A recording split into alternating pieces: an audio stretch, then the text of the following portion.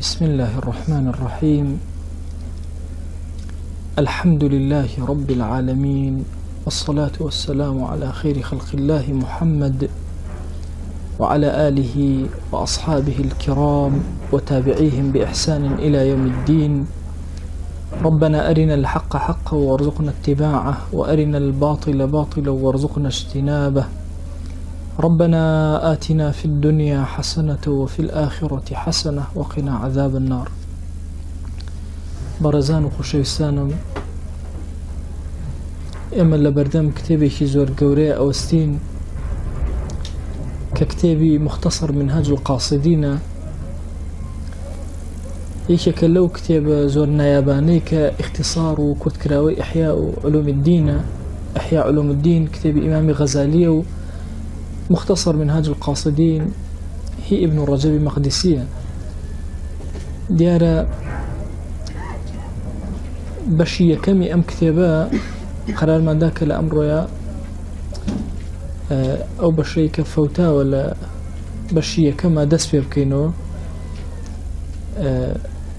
كتسجيل نكرة وبوي درسك متكامل ببي أم كتابة دیارە ئیمامی غەزالی دوای سەفەرێکی دوور و درێژی ڕۆحی گەیشتە ئەوەی کە ئەم کتێبە بنووسێت. دوای ئەوەی کە هەموو سوڵتانەکانی دنیا یا بڵێن سەڵتەنەتەکانی دنیا دەستگیری ئیمامی غەزالی بوو،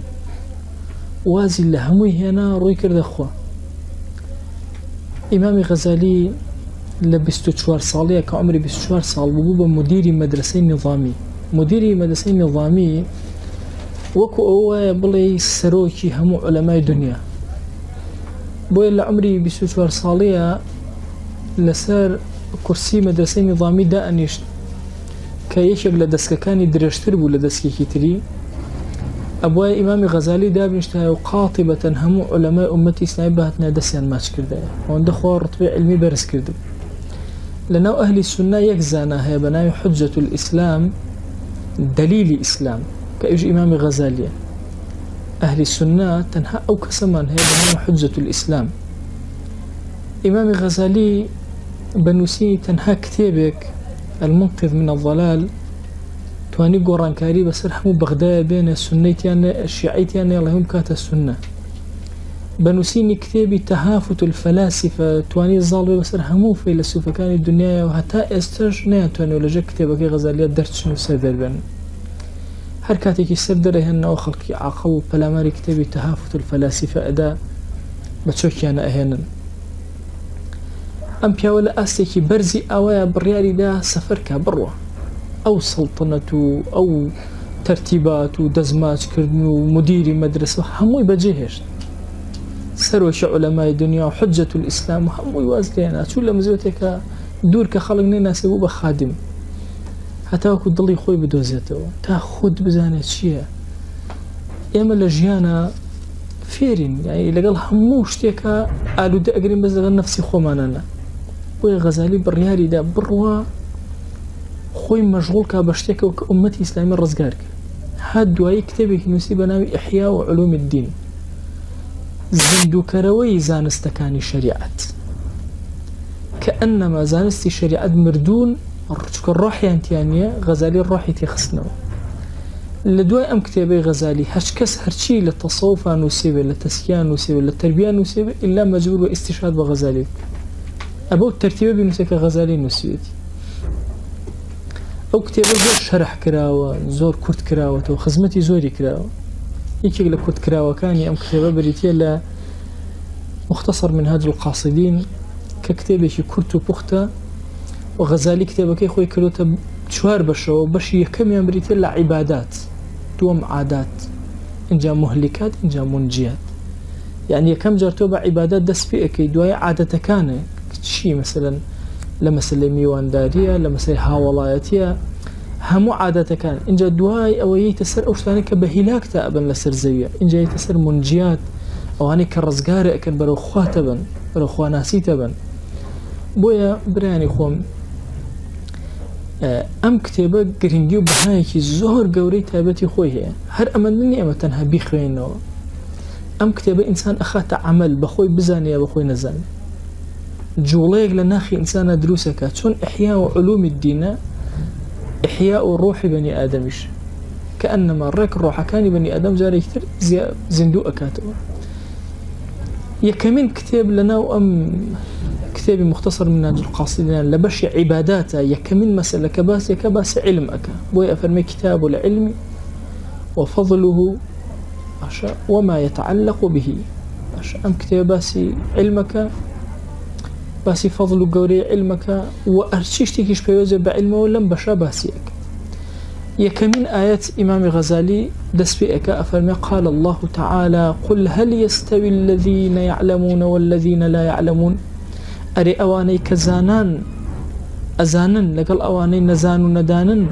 أيا وكو يكوان استفهامك استنكاري بيؤتي يعني بيقمان وكو يكنين يا أخوة جانا فرمتي يرفع الله الذين آمنوا والذين أوتوا العلم باشا يرفع الله الذين آمنوا منكم همو إما داران برزكاته بس أولو العلم أوان شيلي أكا والذين أوتوا العلم درجات يعني همو يان برزكاته لنا أوانا أوتوا العلم زور زيادة برزكاته بوي ابن عباس رضي رحمة الله بأفرمي للعلماء درجات فوق المؤمنين يعني إما دارانش برزبنوه بس درجة علماء لسروي إما دارانه وبحوصت بلا أروى نيوان بلاي وبلاي يشتري أفرمي 500 صال الرقاية مسيرة 500 عام طبعا بوسي وشي مسيرة بكارية خوي سير يعني شورشته وقت خوي كارواني بشوى سبحان الذي أسرى بعبده حتى مثلا إسراء مثلا لسيوة يعني شوريوة في غمري خواه صلى الله عليه وسلم كلا مسيرة يعني شوريوي شكل لروجة الصحراء وانا قرنبوني نتواني برون بشوى الريان أبري بويا أمي شي أفرميت طبعا للشوى بهشتر أروي زيادة الرقة أبري هم يعني وانا أستيرانات بلجوان أيان زاني لكيو الرقة كان ببرن أقانا شويني خوان بويا بناو صحراء وسيري كي أسمان أنا كر أستيراك لكيو بو اتجاهها روشتن شويني خوان أدوزيو وزور سريع إيج الروشتن شكو بويا روجان بسرا نيتو هم أبي لا بدنو أفرمي أندازي شوروي 500 صال چنكا 500 صال برو چنكا نيوان درجة بو الدورجة يكتر أوندا بينه واتچن 500 حوصت 500 صالي بيني زانان لقل بيني طواوي إيمان داران يعني إيمان دارانش هر برزن بلام أوندا زانان برسترن لوان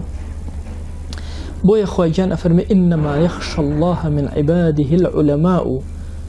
كين أواني بالتأكيد كلا خوا جل جلاله أترسنو خشيتي خوا لدليانايا بريتين لكي العلماء زانا كان أو خشيتي لدلياناها عظمتي خوا وقوري خوا تيئقن لقدراته ودصلاتي خوا جل جلاله لا صحيحين هاتوا بخاري ومسلم لمعاوية كري أبو سفيان ورضا رحمة خوا إليه في غمرجان صلى الله عليه وسلم فرموي من يريد الله به خيرا يفقهه في الدين خوا خيري بو هرش كسيقويس تي أقياني لدين أقاتنا بي يفقهه في الدين جواز لقل يعلمه في الدين يعلمه في الدين يعني فير علمي أكا يفقهه يعني فقهي زيادك تيقيشني لدينا قورأك بالاءك أبي أمام بمن أجرته أفرمي وتنبى في غنبري خوا صلى الله عليه وسلم دوبيا يكي كان عابد كان عالمة كاميان باشن فقال رسول الله صلى الله عليه وسلم فضل العالم على العابد كفضلي على أدناكم فضل قوري زانا بسر كسيك عابد خواناسا كزانا النبي في غمري خواه صلى الله عليه وسلم فرميوكو فضلي من أوهايا بسر نزمترين كسي أوي فضلي في غمري خواه صلى الله عليه وسلم بسر نزمترين كسات شانيكا فضلي زاناك بسر نداركانا أو اندزورة جابزان أم حديثي وأم فرماشتان چند هاني إنساني مسلمان بان بوي فير بي بوي محاولة تيبقى في غمريان صلى الله عليه وسلم كاتيك آياتي إن الله وملائكته يصلون على النبي طبعا القرآن سبحان الله عند الرفيق خون لفقيتي كباسي فقيه كتير أنا كده صلى الله عليه وسلم بهدان أستغفر الله توتشن والله توان أنا باب خواب عظمتي هو الصلوات داول سهم إما داران باشا هو الذي يصلي عليكم وملائكته ليخرجكم من الظلمات إلى النور. خوا بعظمتي خوي صلوات لسر إيوة أدا ملائكة كان صلوات لسر إيوة أدا بوي لقم رأي رزقارتان كم تنخات سر روشناي بوي أنقاشي وشي صلى الله عليه وسلم خصوصيتي في غمرجاني صلى الله عليه وسلم ورقرتو بلام أقريكي لدعايا بلا خوايا صلواتي خود بفلان كذبني لدرست شكيشيني چونکە سەڵەواتی خوا بریتێ لە ڕزگارکردنی ئەم کەسە لە ناو گومڕایەوە بۆ هیدایەت خوا سەڵەواتی مەلائیکانی خۆت بنێرە بۆ سەر فڵان کەسە دروست چونکە خصوصیتێکی پێغەمبەری خوا هەیە صلی الله عليه وسلم و خصوصیتێکی چی هەیە عامەی تریش هەیە پێغەمبەریان صلی الله عليه وسلم ئەفەرمێکی إن الله یەک خوایان بە عەزەمەتی خۆی وملائكته هم ملائكة كان وأهل السماوات والأرض هرشي لأسمان كانوا الزوية هميا حتى النملة في جحرها حتى وكم ميروليك لناو خانوه لاني خويا شيء كان أمانة وحتى الحوتة حتى وكو حوتك لناو دريايا باشا أفرمين ليصلون على معلم الناس الخير أو أنا همو الصلوات أدى الناس أو كسيك خلق فيري خيرك هاتش يسخر فيري خيرك أي حوار حوت بلا حوت ميرولا بلا ميرولا ميشولا بلا ميشولا هرشي ما في السماوات والأرض صلوات لسر أو كساد خوا بعظمتي خوي بقوري خوي صلوات لسر أو كساد ليخرجكم من الظلمات إلى النور بويا مسألة فضل علم زوزو قوري أتو بزانا لدينا لغيري أم مسألة لهيش تكاهتو كحيوانات دعاء إنسان كان أو الربطة شيء لقال عالمة كهيانا فرما يشتكي في غمريان صلى الله عليه وسلم فرما فضل العالم على العابد كفضل القمر ليلة البدر على سائر الكواكب قوري زانا بسر عابد خوا فرستا وكو قوري مانك آوايا للشوي شوارديا بسر طواوي استيركاني ترى چن مانك دروشا و جوانا آواي چن بچوك دركون فضل زانايك أو أبو شوازة دركة وأن العلماء ورثة الأنبياء في غنبران علماء رضا ورحمة الله النبي نشتجي وجينشيني كين في غنبران عليهم الصلاة والسلام في غنبران وإن الأنبياء لم يورثوا دينارا ولا درهما وإنما ورثوا العلم في غنبران عليهم الصلاة والسلام دينار درهميان بجنهشتو لدواء إخوان أي شان بجهشتو علم زانست فمن أخذ به أخذ بحظ وافر هچکەس دەست بەرێ بۆ علم و شتێکی لێ دەستگیر بێ پشکێکی زۆر باشی بەرکەوت میراتگری پێغەمبەرە صلی الله عليه وسلم یعنی تۆ بیرکەنەوە هەر چۆن باوکێک ئەمرێت و میراتێکی خۆی بەجێڵێ بۆ مناڵەکانی کە ئەنەما پێغەمبەری خوا صلی الله عليه وسلم میراتی زانست و حملی ئەمانەتی دین و ئەمانەی هەموو بەجێهێشتووە بۆ کێ بۆ عولەما بۆ ئەم پیاوە گەورانەی کە لە دینایەن و خزمەتەکەن بۆیە هەریەکێک لە ئێمە ئەبێت جهدێکی جەبار کا بۆ وەرگرتنی علم بۆی خوا لەو ئاستە حیسابی کە بۆی لە ناوچینی عولەمایە حیساب کرێ طبعا علم وەکو شتی تر نییە تەسەوورکەن هەرچی ئەخوێنی اینجا خۆت بە نەدان و نەزانەزانی حتا ئەخوێنی زیاتر اینجا تێ ئەگەی کە هیچ نازانی دەریایەکی زۆر گەورە ئەگەر زۆر علمت پێبوو لەوە چ لوێچی ئاوت خوارد بێتەوە مستی ئاو خوارد بێتەوە ئەم دەریا گەورە و پان و بەرینە پێویستی بەچی هەیە پێویستی بەوە هەیە کە ئینسانێک خۆی فێری مەلەیەکی زۆر باش کە لەناو ئەم دەریای مەلەک بۆی ئینسان چەند ئەڕوا حتا بێنە بەحرێکی زۆر قوڵ مەلەوانێکی زۆر باش کە بەسەری ئەڕوا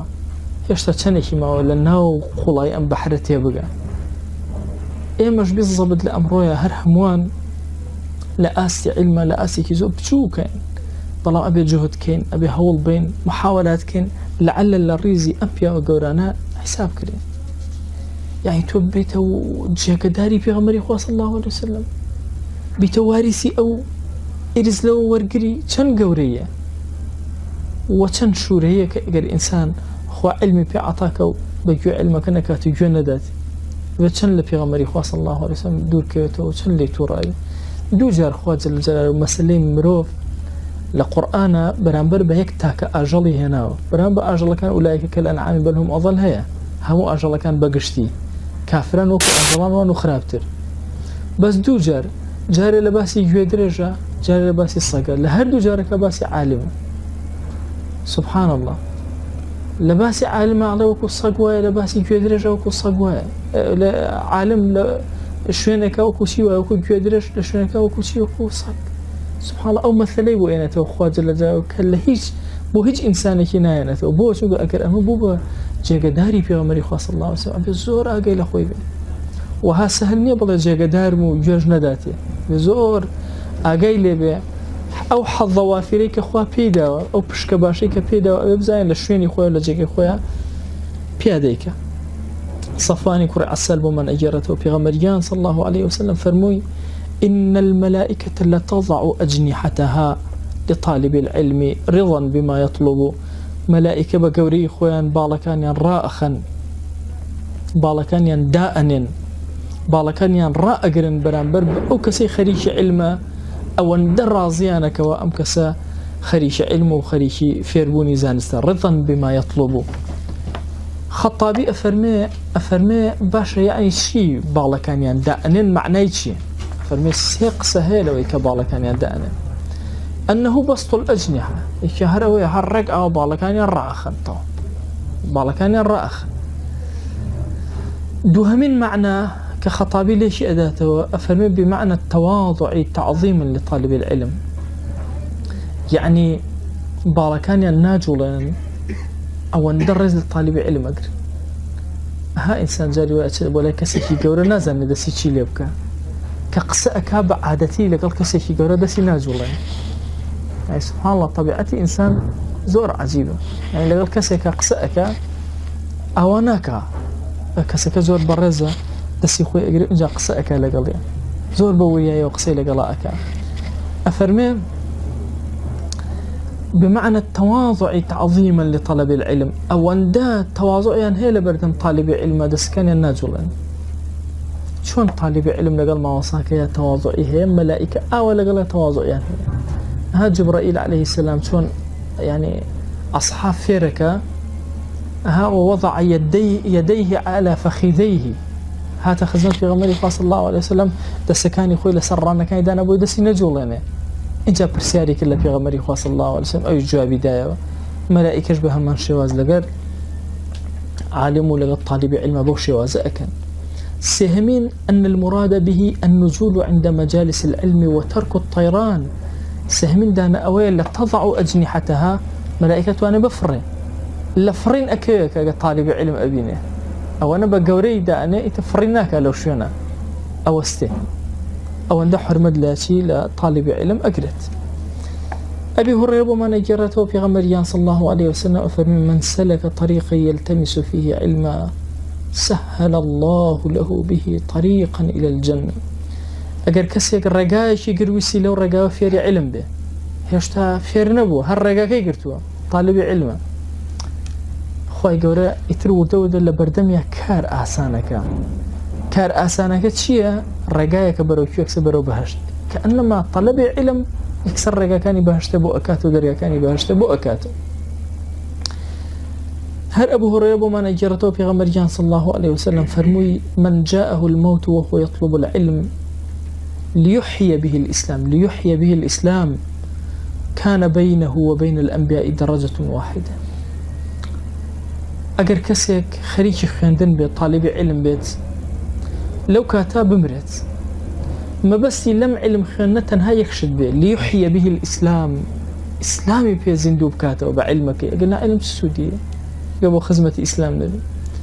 أفرم سبحان الله كأمرين لبيني أو بيغمبران يكبل لها باشا يعني أو أن نزيك اللي أستي بيغمبران عليه الصلاة والسلام أو كسيك خريجي علم أبي خريجي فيربون أبي هندي لحكماء فرميان ليت شعري أي شيء أدرك من فاته العلم وأي شيء فات من أدرك العلم هندي لفيلسوف كان وأن فرموا أي هاوار أو كسيك علم لدس أدا إتر تشي بياك حرشي بياك بلاش هيج نية أي أو كسيك وا علمي بياكر تشي لدس داوا حتشي لدس ندا خواها مشتكي بو أنا يروها مشتكي أداتي غزالي قصيكي لسا علم أفرمي بيوستا علم لبرخاتي خوا بخيني الله بس أو شتيتي النار حد بي أقلنا همو شتكاني تر علم خويتياتي أفرمي أقر كسي علم بخيني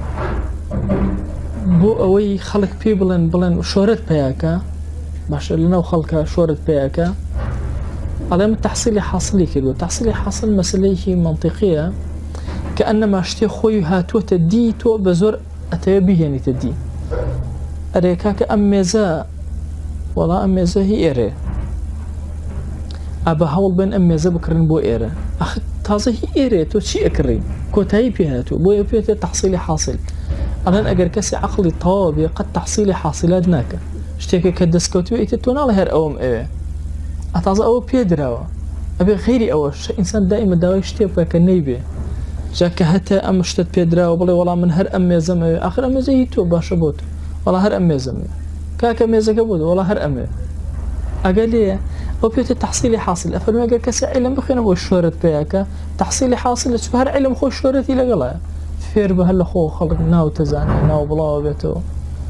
الله يقال كسي علم بخينا بو في سلطي بهبه سلطة الله تحصيلي حاصل لتشوف هر علم خو السلطي لقلا حر خوي خو دا صلاتك مع النبي أداب علماء أفرمي أقل كسي علم خنوي باري دسكي الله هر تحصيلي حاصل شو علم هر خوي باري لقلا حسب يسيبوني أم كسا علم كله بينا يشيل بينا أو خنا اشتكي دسكي أفرمي علم يكشتي لقلاني يكش بو خوابوني لقلاني أبي إنسان لو أخوي بكوجي كوا علم كله بينا يخول برخاتي خواب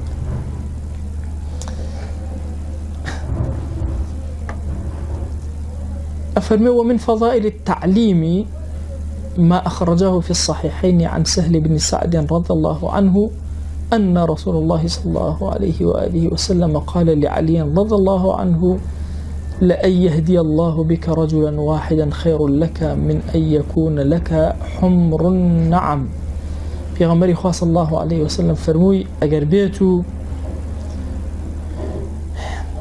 خوا هدايتي يكز بدا لسدسيتو أي إمام علي أو بوتو زور باشترى لو اشترى سورة كان حمر لقال حمر جمعة حمر مفردة بويا أكري بلين بوتو باشترى لتشان وشتري كان سورة وشتري أكري بشلن بوتو باشترى ليقدانا خوا هدايتي كسبا وتو باشتري لوا وباشتري كبلين أم حمرة ليرة أقر بحمر يجبي خينو مقصد بي مفرد مين يعني لجنسي واشترى سورة كانت شي باشتري بوتو أو باشتري كخوا هدايتي كسبدا نك بلا مر بدو واشتري سور كوكيتو ابن عباس رضي الله عنه اللي أفرمي إن الذي يعلم الناس الخير يستغفر له كل دابة ابن عباس أو هيك خلشي فيري خيرك حرشي دابة طبعا دابة يعني شيء ما يدب على الأرض حرشي بسر زويا بالروح حرشي بسر زويا بالروح هرهم الدعاء كدعاء لخوشبون وشي بأوكسيك وخلشي فيري خيرك حوت لنو دريا كان دعاء بأوكسيك كخلق فيري خيرك أي باشا حوت بيوديه بإنسانه حوت بويا استغفارك أبو إنسان بو داوي لفرمونك أبو إنسان بيوانديان شيء أفرمي فقين قيل ما وجه استغفار الحوت للمعلم موتيان باشا هوكاري شيء سودي شيء كسيك مثلا حوت داوي لبردني بوبكا غزالي جواب أداته أفرمي أن النفع العلمي يعم كل شيء حتى الحوت أفرمي قيانديني علم السود ورقرتن العلم حموشتك أقرأته تنان حوتك أقرأته بوس فإن العلماء عرفوا بالعلم ما يحل وما يحرم علماء بهو علم وأزانا شي حلال شي حرام وأوصوا بالإحسان إلى كل شيء أمر كان بويك خلق حموشتك بإحسان وتشاكبك حتى إلى المذبوح والحوت حتى وكشتك سري أبرا حوتك أيقرن بشوازه جوان ما ملي لقلا كان فألهم الله تعالى الكل الاستغفار لهم جزاء لصنع صانعهم خوا جل جلاله إلهام أكابو هرچيش تيق لسر زوية استغفار كان بو أوزانايا ويباداشتي أو إشي بدا أليرا أم وجهها اشتبه إمالة يعلم الناس الخير كابو أم كسهر زانانية بو خوي أي كياني باشا فريد الأنصاري قسيك هي أفرمي الزانا كي على أبي إلا سي صفتي تابي إنجا بي أتري الزانا يكم صفات أو هي علمي بي أو هيك دوم صفة أبي لخويا الرنجي دابته سهم قيان بيتي بخلق إنجا بي أتري الزانا يعني بي نوتري الزانا كوابو أم بابتانا مثلا أما إخوين أما باسشي تعليمية فضل التعليم فضل علم لقل تعليمات جواز فضل علم يعني قوري علم فضل التعليم يعني قوري فير كرني خلق أو لباسي فير كرنا تو خلق فيركي باش خلق فيركي لقل حوتيكا باش بي لقل بالنديكا باش بي خلق برساري ليكا والله ما وصيك أنا أو كمان بربولا صاق دروسة بيكوجي نخير باش هزانا شون دفاعك لا أجليك كذا زاني شيء شونه هندجا هرم علمك نزين لا ديك شويه والله ما هات شون دفاعيا ليك اوانج ابو شواز الصلوات واستغفار بو خلشي او منطقه او زنان اكن ابي موسى رضي رحمه خوي لبي پیغمبريان صلى الله عليه وسلم فرمي ابو ماني جرته افرمي شوازي او كخوا مني ناردو هدايه علمي بيان ناردو مو شي وياكو بارانه كوي لا زويك زور دا ابوزه هني كان هنك لو زويكي زور بيتو بركتو باشا يتشي أكا أوكا هلم جيبو خوي إن جاشي أكا فأنبتت الكلأ والعشب الكثير فلوبوشي زور وخوارني أجلاني زور وصوزاي زور أرويني شكا أوكي خوار دوا وكان منها أجادب أمسكت الماء فنفع الله به الناس فشربوا وسقوا وزرعوا على هندشي أوكي قل أداته بلام نايكاته يكسبروا بوم الصوزاي لسر زويا باشا ريقان دي كورتيكاتو لا يخو أخيرا لشونك أبيت كاني أو كان يخلق لي إخواته زراعتي بي أكا باشا بابلن زراعتي بي أو أدا هرشي قلمانا أما بشي باشا يعني دو بشي هي بريتيبو لويك أو بارانك دا أباري زويك إسفادي ليك أما يك دو زويك إسفادي ليناك بلا أبيت كانيا ولا بناي كانيا وكا خلق إسفادك بناي كانيا وكا خلق مثلا أو أخواته زرعات دروسك خزمتك أو دو سهم بريتي لكي هو أصاب منها طائفة أخرى هندشتر لم بركة قرآن وهداية علما أنك تسرشاني خلق بلام إنما هي قيعان لا تمسك ماء ولا تنبت كلاء شوينك هي تشكرة قالن تشكر وانيا لكردية أو كيف يوناوس الروح نأوي قليبات ولا سكي خويا وبيكا تكانيا وخلق سودي لي ورقري نأوي بشيكات الصوزة الروح كذا زي تشيلي كوي دربني خان جاري بماسي أو خير ريبا ونأوي الروح يتصوزي جناك عشان قرم أفرمتي وأصاب منها طائفة أخرى إنما هي قيعان لا تمسك ماء ولا تنبت كلاء نأوي كقليات ولا يا أخوي والله الحمد لله آيتي أمزوية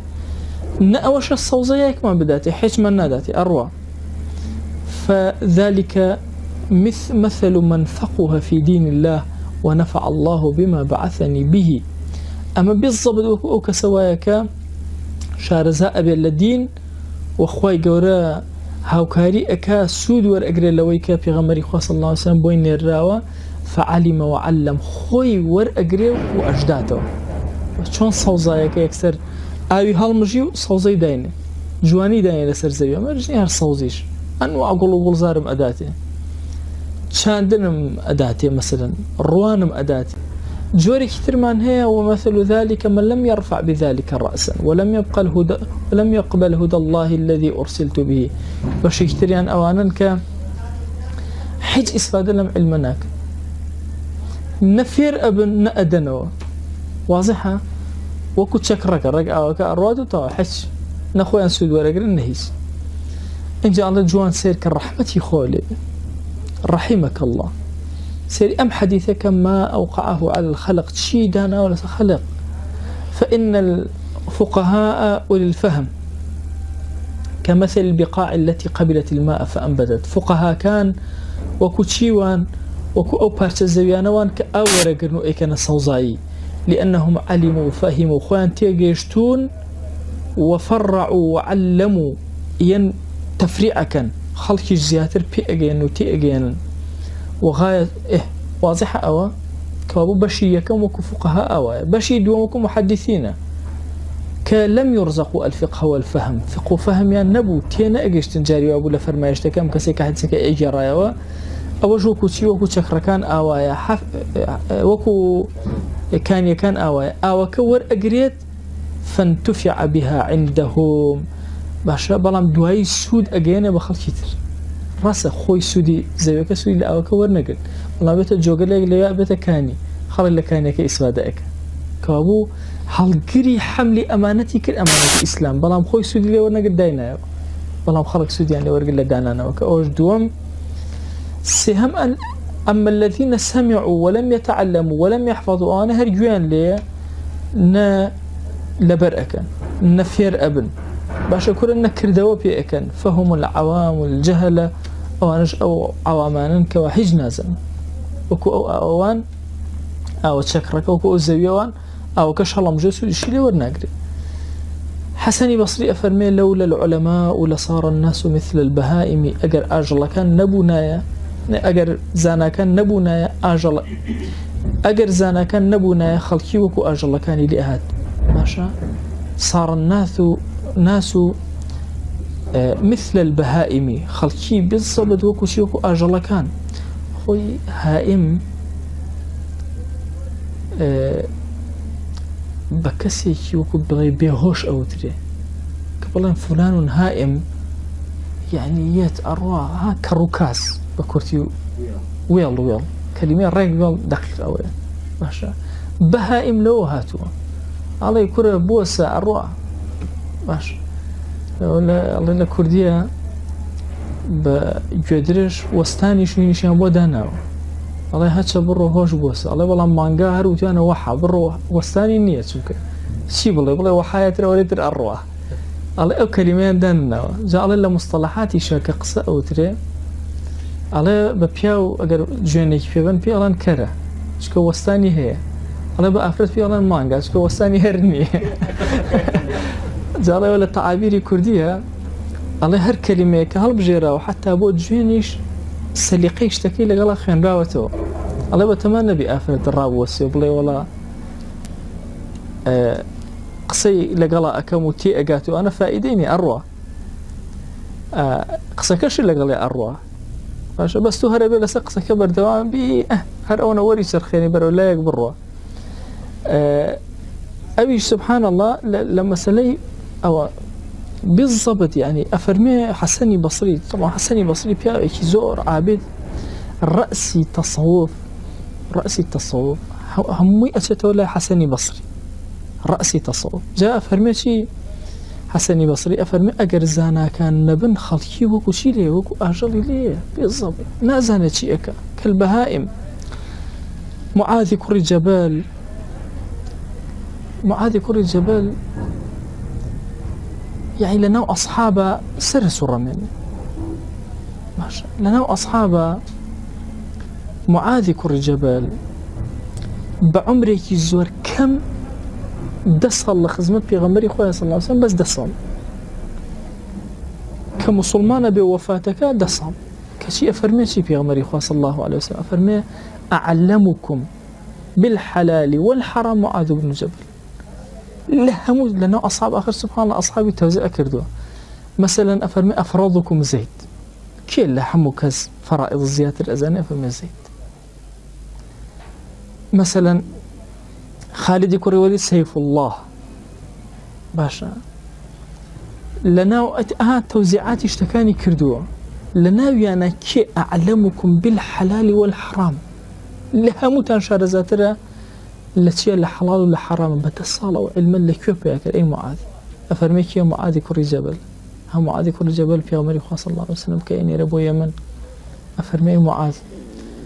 شي أكي شون حكمي خلقك الله أقرن بكتابي خوايا ئەگەر حکومەکەم دەستکەوت باش، ئەگەر نەبوو ئەگەرم بە سنەتی پێغەمبەری خۆیان صلی الله عليه وسلم، ئەگەر هەبوو باشە، ئەگەر نەبوو ئەجتەهید بڕەئی، بەڕەئی خۆم ئیجتیهاد دەکەم لە خزمەت پێغەمبەری خۆیان صلی الله عليه وسلم. بۆیە فەرمێ أعلمكم بالحلال والحرام معاذ بن جبل. جا معاذ کوڕ جبل فقهێکی تایبەتی خۆی هەیە کە ئەچێتە یەمەن، تەشریف ئەباتە یەمەن، زۆر سەیرە، یعنی خەڵکی یەمەن جارێکتر لە خزمەتها عەرزم کردووە قوماشیان زۆر بووە، وەکووە بۆ هەموو ماڵە مەعمەل خەیاطەی هەبێ، ئەوەنە قوماشیان زۆر بووە. مەدینە قوماشی زۆر پێویست بوو. اینجا مەڕ و ماڵات لای ئەمان زۆر سەنگین بووە، لە مەدینە مەڕ و ماڵات زۆر و زەبان کە ئەوێ زەکات کۆ کاتەوە خەڵکە پێی ئەڵێن ئەکرێ قوماش بدەین، ئەڵێ بەڵێ قوماش وەرەگرێ لەبەر چەند هۆکارێت. طبعاً خۆی لە هەموو شتێکا بێ جنسی خۆی، هەتا ئێسش ئەم مشکلەیە هەیە لە بینی سەلەفیەت و لە ڕەمەزانە ناکە سەرفیتە بێ خواردنەکە بەیت و نابێ و من لە بوخاری هەواریدا ئەم فەرمایشت. ئایا جنسی شتەکان وەرەگری یا ئەکرێ مقابلی ئەوانیش وەرگری؟ جنسی شتەکان وەرەگری یا مقابلیشی ئەتوانی وەرگری. مەسەن کەسێک مەڕی لەسەر فەرز بوو بۆ زەکات، ئایا ئیلا ئەبێ مەڕەکە بدا یا ئەتوانە پارەش بدا لە بەرامبەریان؟ سیرکەن هات شتێکی هەڵبژار بۆ دەوڵەمەندەکە باشە، بۆ فەقیرەکە باشە، کرێی کەمتری تێ ئەچێ. بۆ ئەگەر بێت مەڕووماڵات بەرێتەوە بۆ مەدینە، کاتی ئەوێ خەڵکی ئەوێ بەکرێ بیگرێ بۆی بەرنەوە زۆر ئەرکی هەیە. ئەگەر قوماش وەرگرێ یەکەم لای دەوڵەمەندەکان زۆر ئاسانە قوماش بدەن، چونکە هەموو ماڵێ پڕ بوو لە قوماش بدەن ئاسانترە. دوو، بۆ خەڵکی مەدینە ئایا مەڕووماڵات باشترە یا قوماشەکە؟ قوماشەکە باشتر. ئایا لە ڕێیا هەتا ئەیگەێنێ کامیان بە ئاسانتر ئەگا؟ تا قوماشەکە بە ئاسانتر ئەگا، چەند کاروانی ئەخاتە ڕێو کە ئەیباتەوە پێغەمبەری خوا صلی الله عليه وسلم تەحسینی ئەم کارەی ئەو ئەکات، کارەی ئەمی زۆر پێ باشە. سێری عەقڵ کە لەکوێ بۆی ئەفەرمێ أعلمكم بالحلال والحرام معاذ بن جبل. لە فەرمایشتێکا پێغەمبەریان صلی الله عليه وسلم ئەفەرمێ كان معاذ بن جبل إن معاذ بن جبل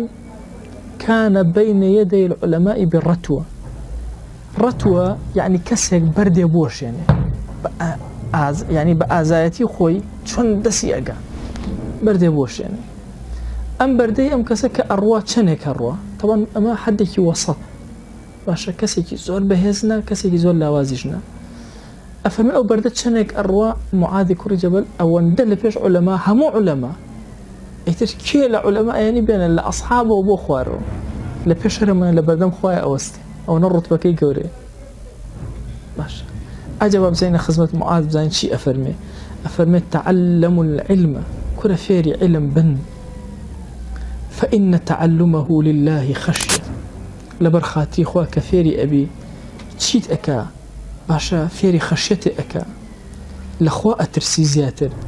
وطلبه عبادك أقريب دواء علمك عبادة الدسك بعبادة بوت النسرية جاري وهي جنجك لشوينك أبو شوينك يدور أروى لبروي درسي بخوانه زين شو أجريك دسك طلبه عبادة همه هنجاش عبادة. محمد فتح الله قولان قصيش هي لما سلي أحد شتي تازي سردم على شون هنجاوك أو تو شقاوك أني خيرك أجا على أجر بس سيارك دروشتي شن جار طايك خلايا وكوا أو أنا هنجاو خير بزيرو تاكيو أرو فأندازي خلانوي طاي سيارك بزمان يوم طاي ما طورك وش حسابه شنك بروها سبحان الله أفرمي أو أن أجر دزيرو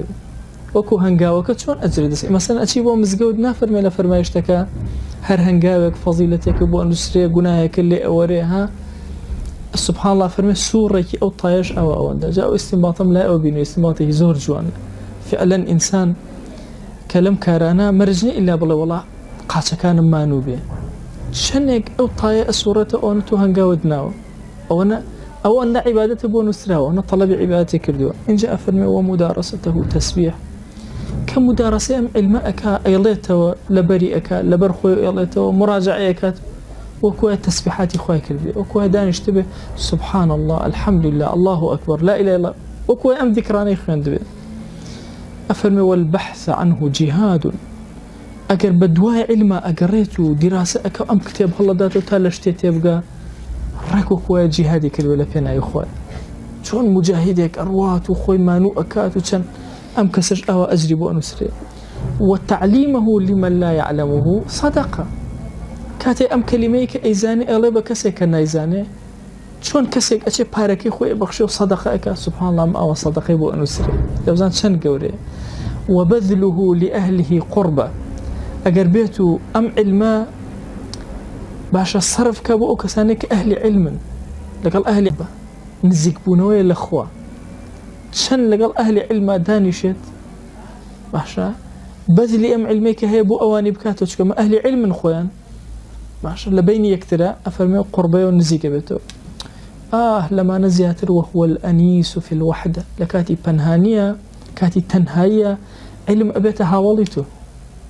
حميشو هو هاوليك زور عزيزي لقلابي والصاحب في الخلوة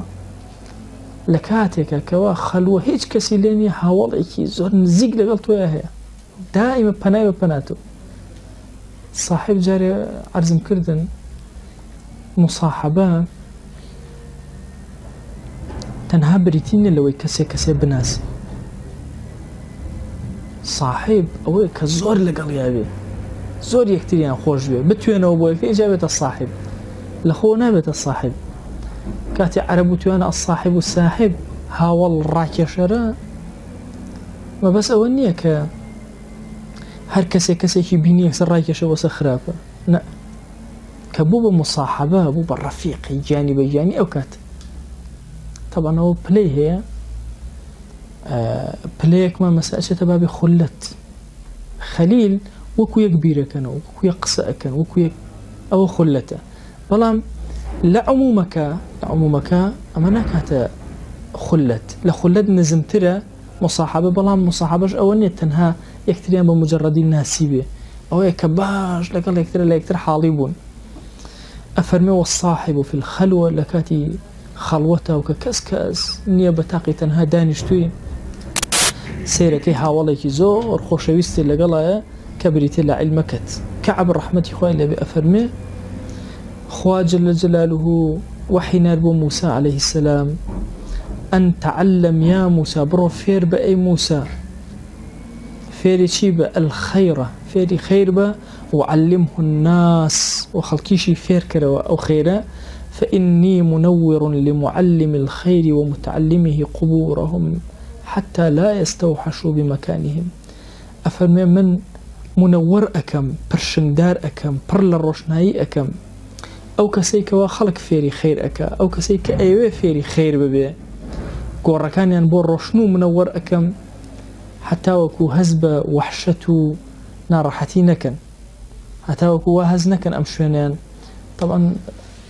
استوحش خوي وحش بچي أوتري بو أجلا أوتري كمالي النبي بأجلي كيوي أوتري وحشي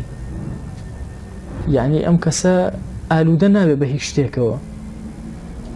استوحش حتى آدم عليه السلام أفرمي كان في الجنة فاستوحش لناو بهشتابو شون هاكسي ألفتي نامني أفرمي أواي ليهات الله خواهي قرأ حواي بو دروس كرد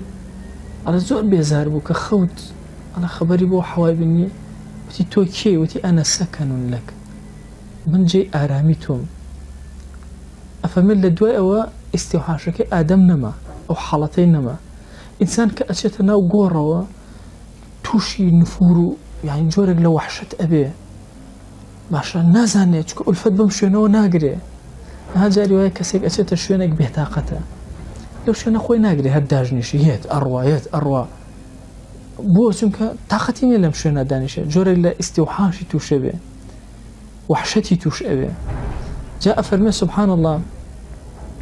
إنسان لقبرك يا رك أبو شوازي لي بو يعني مكانك وهاتو بو مكانك يكتر لجيقاك وبو جيقاك يكتر توشي جورك لو وحشد أبي أقر بيتو أمكسا طالب علم بي خاوني علم بي معلم بي متعلم بي واتفير كري خلق بي يا خوي محاولة كافير بي الله خوي جان قورا كان ينوابر نور أكم تاتوشي وحشد نبي خوي قربي بشمنك بقوري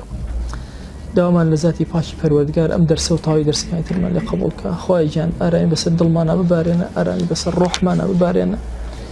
ئارامی بەسەر ماڵەکانمانە ببارێنە، ئارامی بەسەر وڵات و نیشتیمان و شارمانە ببارێنە. خوای فێری علمێکی شەرعی جوانمان بکە، علمەکانمان زیاد کە، عاقبەتمان خێر کە یا رب العالمین. خوای عاقبەتمان خێر کە یا ئەکرەم الئەکرەمین. خوای گیان ئەم چەند کەلیماتی کە ئێڵێنەوە لەبەر خاتی تۆ، خوای گیان لێمان قبول کە یا ربی، خوای لێمان قبول کە. خوای بمانگیرە لەو عەبدانەی کەوا لە گۆڕی تاریکیانە گۆڕەکانیان بۆ منەوەر ئەکەی یا رب العالمین. خوای گیان ئێمە بە طالبی علم حساب کە یا رب العالمین. خوای ئێمە بە طالبی علم حساب کە یا ئەکرەم الئەکرەمین. خوای گیان بەزەی و ئارامی بەسەر دڵمانە ببارێنە، بەزەی و ئارامی خۆت بەسەر ئیمامی غەزالیە، بەسەر ئیبن قودامی مەقدسیە، بەسەر هەموویانە ببارێنە یا رب العالمین. خوای ئەمانە بوونەتە چرایەکی ڕووناک لەناو ئومەتی پێغەمبەری خوا صلی الله عليه وسلم، گۆڕەکانیان پڕ ڕووناکی کە یا ئەکرەم الئەکرەمین، لە پێغەمبەری خوا صلی الله عليه وسلم نزیکیان کەرەوە یا ئەکرەم الئەکرەمین. خوای لە گوناهی دایک و باوکمان ببوورە، لە گوناهی خزم و کەسوکارمان ببوورە، لە گوناهی برا و خوشەکانمان ببوورە، لە گوناهی دراوسەکانمان ببوورە، لە گوناهی هاوڵ و عەزیز و خۆشەویستانمان ببوورە. یا ربی خوای سەرفرازی ئەم دنیا و دنیامان کە، خوای سەرفرازی ئەم دنیا و دنیامان کە. یا ربی خوای گیان تۆ خۆت ئەزانی ئێمە گوناهانێکی زۆر ڕۆژانە بەرزەکەینەوە، بەڵام زۆر بە ئەمەلەوە لەگەڵ ڕەحمی تۆیە ئەژین. یا ربی خوای ڕەحم و بەزەی و میهرەبانی خۆت بەسەرمانە ببارێنە، دڵەکانمان ئارام کە بە نووری قورئان یا رب العالمین. خوای گیان داوات لێ ئەکەین بە گەورەی خۆت پەروەردگارە، گوناهێک کردومانە بە ئاشکرا عەفومان کە، گوناهێک کردومانە بە پەنهان عەفومان کە، گوناهی لەمەوە پێش بمان بوورە، گوناهی لەمەوە دوا بمان بوورە. یا ربی خوای گیان داوات لێ ئەکەین بە گەورەی خۆت دڵەکانمان ڕۆشن کەرەوە، خوای دڵەکانمان ڕۆشن کەرەوە، خوای خۆشەویستی تاعەتەکان بخەرە ناو دڵمانەوە. یا ربی خوای گیان ئەم عەبدانە ڕویان کردوتە ئەم ماڵە، ئەم شوێنەی تۆ یا رب العالمین. خوایە دڵمان تێ ئارام کە، دەرسەکانمان لێ قبول کە،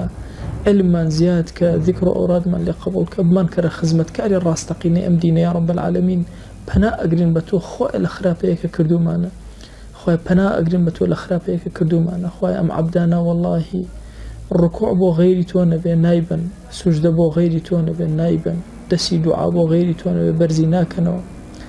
دەی ربی خوای گیان دوعاکانیان گیرا بکە، هەرچی حاجەیەکیان هەیە پێیان عەتاکە. یا ربی خوای گیان جوانی دنیا و ئاخرەتیان پێ عەتاکە، لەزەت و خۆشیەکانی دنیا و ئاخرەتیان پێ عەتاکە. یا ربی خوای داوات لێ ئەکەین بە گەورەی خۆت ئەو نیعمەتانەی پێت بەخشیون، خوای لێمان وەرمەگرەوە، سلبی نیعمەتەکانمان مەکە یا ئەکرەم الئەکرەمین، سلبی نیعمەتەکانمان مەکە یا رب العالمین. پەنا ئەگرین بە تۆ لە قەضایەکی شەڕ کە ڕووی کرد بێتە ئێمە یا رب العالمین. خوای پەنا ئەگرین بە تۆ بە گەورەی تۆ، خوای پەنا ئەگرین لە هەموو خراپەکارێک کە ڕوومان تێئەکا، پەنا ئەگرین بە تۆ خوای لە هەموو گوناهێک کە ڕوومان تێئەکا. خوای گیان پارێزراومان کە، خوای گیان لەم ساڵە نوێ عومرمانە پەروەردگارە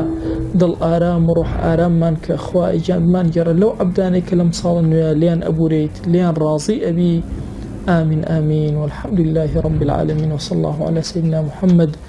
وعلى آله وصحبه وسلم تسليما كثيرا أبدا إلى يوم الدين. ويقول لقنا هم نشوي وجبوري وخالي من قبول إن شاء الله.